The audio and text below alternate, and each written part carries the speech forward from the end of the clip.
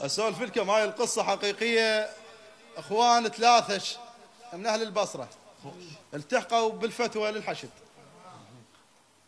ذولا الاخوان اخوهم الكبير اسمه حسين، وذولا اخوته الصغار اصروا يروحون وياه للفتوى، لكن حسين كان يعز ذولا اخوانه، وامه خطيه وصي عليهم.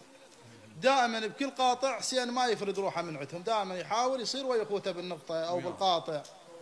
لكن ببعض الهجومات بالموصل بتل احفر شاءت الاقدار، يعني لازم حسين ما يظل ويا اخوته، فصار بنقطه بالوادي واخوته على نقطه مسافه 3 كيلوات على تل احفر. هاي المسافه اللي بيناتهم 3 كيلوات. فذاك اليوم صار تعرض على النقطه الفوق التل اللي بيها اخوته حسين ذولا الصغار الثنين. صادفت غروب، حسين يباوع يشوف الرمى على النقطه والعركه صارت بالنقطه، يعني صارت وصلوهم، صار تسلل على النقطه 3 كيلوات بعيد. حاكى امر سريته قال له لازم اروح لاخوتي، ذول اخوتي ما اعوفهم. قال له تعرف الوضع خطر والمنطقه غير امنه فما نقدر نعوفك. تعارك ويا امر سريته وشال تفكته بكيسه وركض. ركض اخوته يسولفون اللي يسولفها لي احد اخوانه ذولا الصغار، يقول المعركه ساعه احنا قضينا على ذولا الدواعش التسلي الاوليانه، ورا ساعه وصلنا حسين، بس وصلنا طاح من التعب والركاض. فانا كتبت هوسه على لسان حسين وامر سريته من ما خلاه.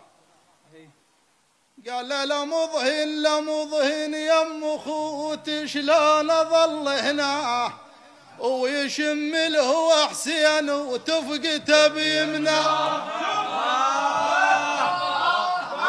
قال لا مضهن لا مضهن يم اخوتي شلون اظل هنا ويشم الهوى حسين وتفقته بيمنى. اركضت عنا ذاك اليوم اركضت عنا يركض واتفق صابين حليب معرض بالموصل وجازة. اركض حسين يركض واتفق صابين حليب معرض بالموصل وجازة. المسودن يا عجل اتفق ذاك اليوم، المسودن يا عجل اتفق ذاك اليوم وتعنى حسين حاف والرمت عنا. هركضت عنا الصنقر هركضت عنا الصنقر هركضت عنا الصنقر هركضت عنا الصنقر معاف اخواني ركضت عنا الصنقر معاف اخواني ركضت عنا الصنقر معاف اخواني ركضت عنا الصنقر معاف اخواني ركضت عنا الصنقر. الله يفك الله يسلمك.